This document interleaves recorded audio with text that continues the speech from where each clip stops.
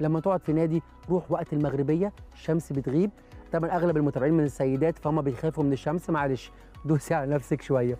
المغربيه والشمس بتغيب كده، الحقي الضوء بس، واقعدي في الشمس يا ستي، خدي نص ساعه في الشمس، هيفرق جدا معاكي فوق ما تتخيلي.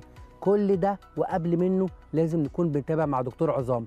طيب ده هيقلل معانا التهابات العظام، خصوصا وصفه حب الرشاد واللبن وبذور الشيا ومعلقه الكركم.